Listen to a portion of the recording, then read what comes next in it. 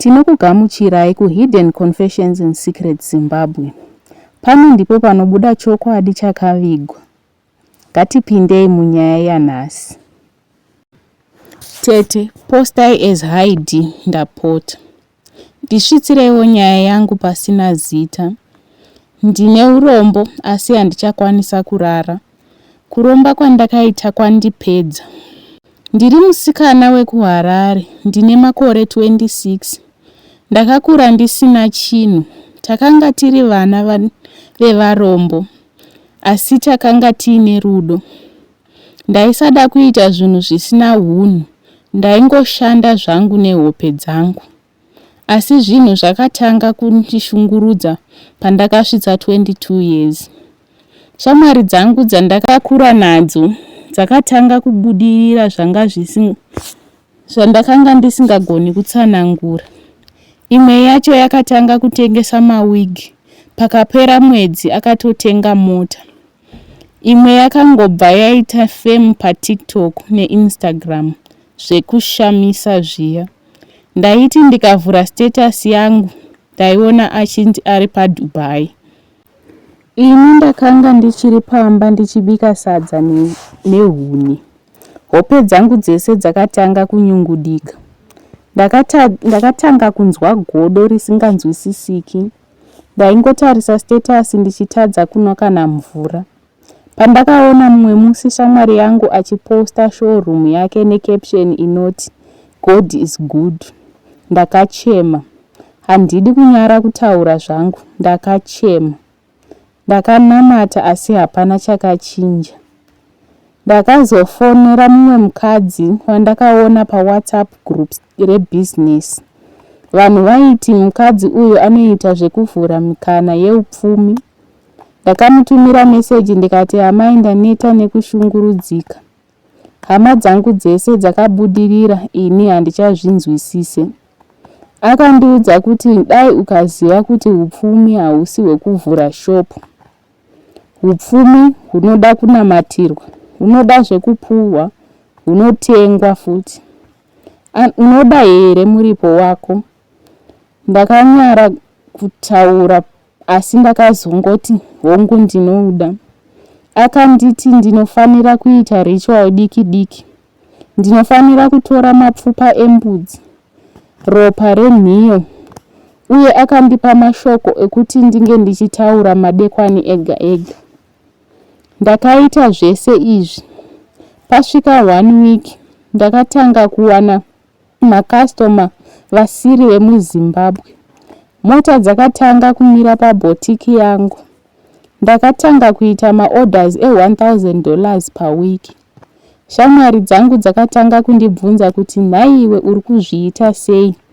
Ini ndakangonyemwerera nekusekerera zvangu, asi mumwoyo ndaiziva kuti maitiro andiri kuita haangatauriki pavanhu. Mari yakabva yaita zvinhu zvandisingazive kuti ndinozvikwanisa here. Ndakatenga iPhone, ndakatanga kuita traveling. Ndakaita zvinhu zvizhinji zvandinotovhundukawo ndega, zvimwe ndaingoona mumabhuku. Asi chinhu chimwe chakatanga kundinetsa. Ndakanga ndataurirwa naamai vangu ava kuti ndiregedze kudya nyama yehuku, nyama yetsuro kana kutsika mvura madeko, but ndakazongokanganwa. Rimwe zuva tiri panyanga nevasikana vandainge ndaenda navo kuvhakesheni, ndakadya chicken yakabikwa nashefu wehotera. Ndakatadza kuzviregerera. That same night ndakatanga kurota hope. Ndikaona murume akachena akamira pamubhedha pangu akanditi, wakatenga upfumi, ko iwe wakagadzirira here mubhadharo? Ndakamuka ndakadikitira ndichibvunda. Ndakangoita kunge ndarara mumhepo. From that day ndakatanga kurwara zvishoma nezvishoma. Zvigunwe zvangu zvairwadza, musoro wangu waingorira pasina chikonzero. Nyangwe ndakanga ndine mari, ndakatadza kuita peace mukurarama kwangu. Mumwe musikana wandakange ndatora waindishandira akazondibira mari. Rimwe business rangu rakatsva usiku. Asi chinhu chakandirova moyo zvakanyanya. Ndakarasikirwa nehope dzangu dzese. Ndaisagona kuona mangwanani. Ndaiti ndikangovata chete musoro wangu unotanga kuchitaura mamwe mazwi andisinganzwisisi.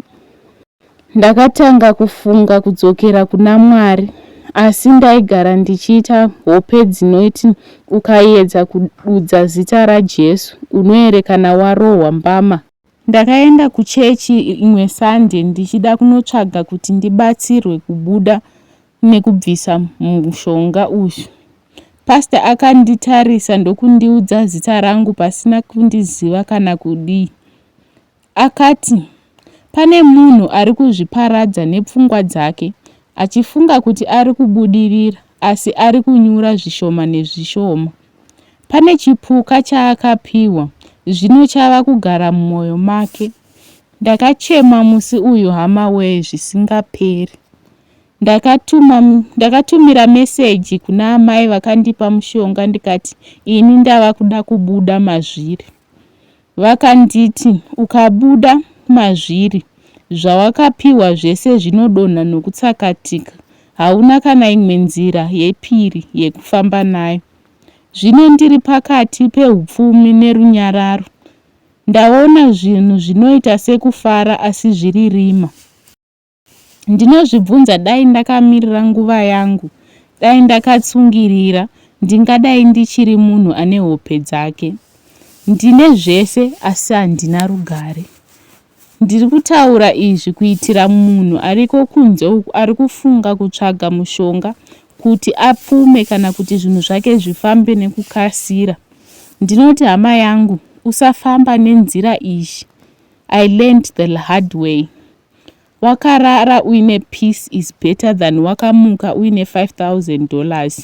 Asi usingazivi kuti wakamuka uri wega here kana kuti une umwe munhu wausingazive parutivi rwako. Zvakavanzika zvabuda pachena, asi chokwadi chinoramba chichibuda zuva nezuva. Tiri pamwe chete paHidden Confessions and Secrets Zimbabwe. Subscribe izvezvi ugare wakagadzirira nyaya inotevera. Ndatenda. Musakanganwe kulaika, mokomentawo zvamunofunga pamusoro penyaya iyi. Mubatsiro womwanasikana. Tobatana zvekare muchikamu chinotevera.